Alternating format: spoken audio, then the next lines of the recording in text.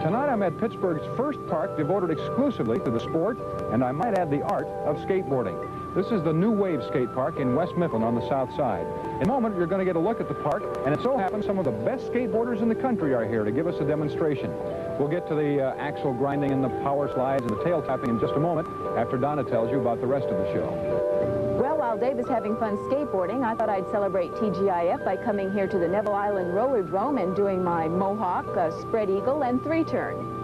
Later in the show, we're also going to have a story about a model airplane and a man who makes model airplanes. But they're not your typical model airplanes. You can actually fly in them. In our departments, Yvonne Zanos has found a great way to wear the new tuxedo look during the holidays. Bill and Sally are practicing up on the latest steps in our disco lesson series. Gordon Parks has found a good restaurant up on Mount Washington. But now back to the action at the new Wave Skatepark.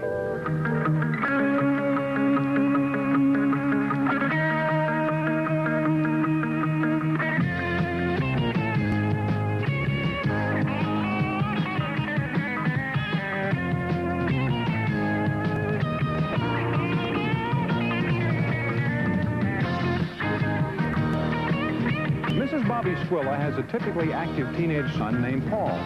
And like a lot of mothers nowadays, she would worry every time Paul took his skateboard out for a spin. Now, Pittsburgh may be a beautiful city, but it can be a killer. A kid on a skateboard is no match for trucks and cars and busy intersections and the hills of Pittsburgh. So Mrs. Squilla decided to take some action. She and her husband began traveling and researching and designing and then modifying until they finally did come up with a safe place for Paul and the other kids to go skateboarding. And now, Paul's mom feels a whole lot better.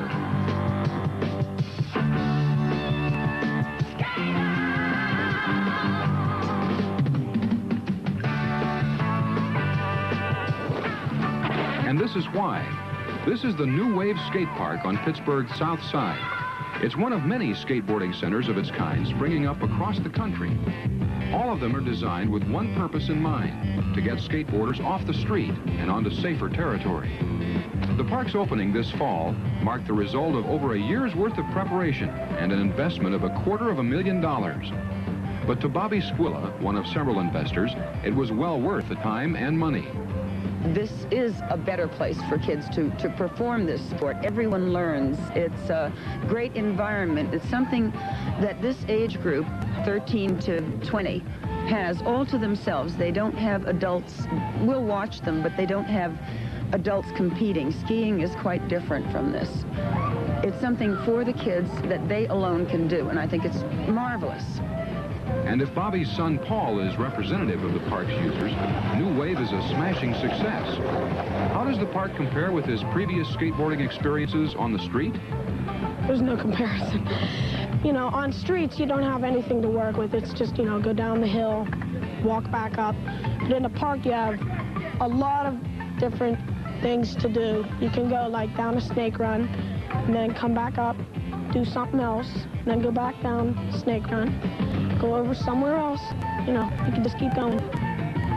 And within the park's full acre of smooth, hand-finished concrete runs, bowls, and freestyle areas, there is always something else to try your skill. Take, for instance, the 9-foot-deep pool, which has been finished with coping and tile, reminiscent of the early days of the sport when skateboarders dove into an empty swimming pool to test their balance and agility.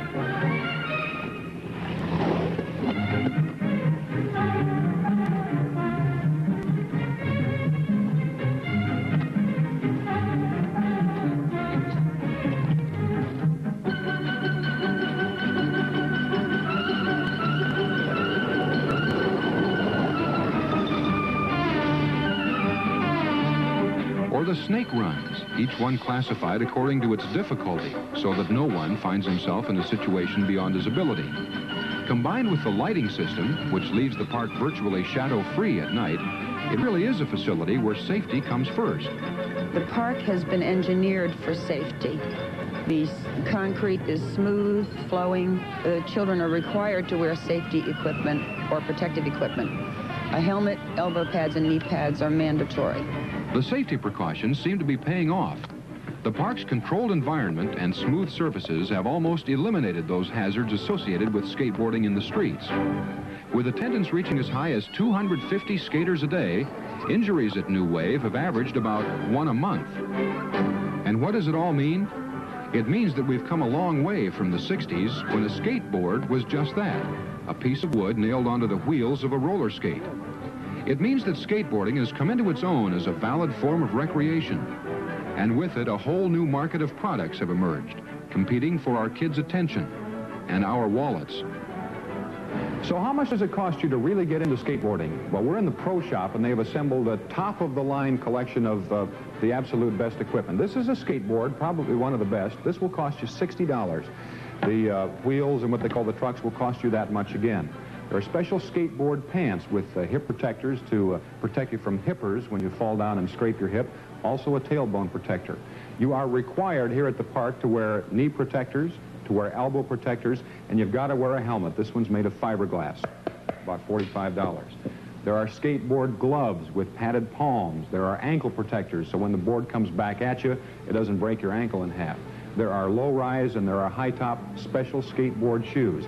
The top of the line will cost you about $300. You can get into skateboarding with everything you need for a little over $100. Now think about it for a minute. If you're into skiing, a really good pair of skis will cost you as much as all this. And if you're still not convinced that skateboarding is more than a sidewalk fancy, maybe these folks will change your mind. They're the Pepsi team, one of 6 such groups touring the U.S., spreading the message of skateboard safety to the some 27 million people who have tried the sport. In each community they visit, they offer school lectures, demonstrations, and a little hot dogging fun at the local park. It's the idea of giving skateboarding a good name that we're after. We want people to understand that it's not a surf bum sport anymore. Skateboarding is a good, clean, healthy sport that a lot of people can be in. It doesn't require that you be a totally radical skater every time you get on a board, but it's darn good exercise, and it's something that a lot of people can enjoy.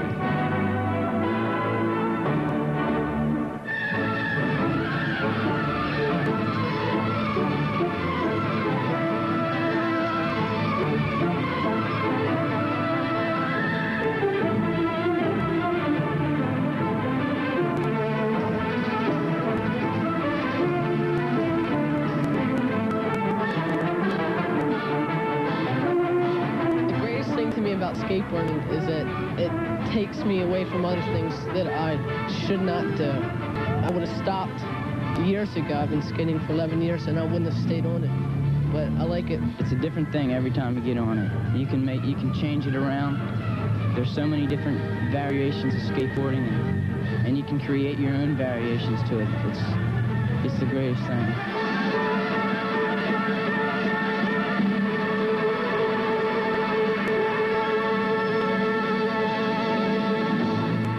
We'll be back in a moment with Evening Departments. But it's not just to look at, but to have fun with. Jack explains in this edition of Edsel at Large. You've probably watched California scenes like this one many times. But this ain't the coast, folks. This is Pittsburgh. The new Wave Skatepark just off Route 51 South in Pleasant Hills still is under construction, but it will be open within the next couple of weeks.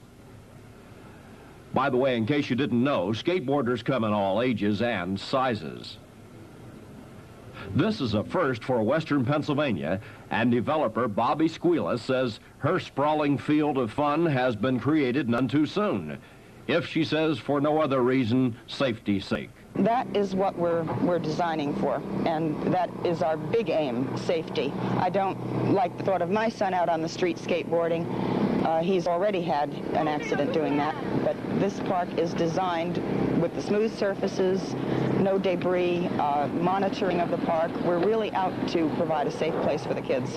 When completed, this massive sculpture of more than 600 cubic yards of concrete will be able to accommodate 100 skaters an hour. Already, it's more than can be resisted by local skateboard enthusiasts. On Route 51 South, I'm Edsel at Large. And that is tonight's edition of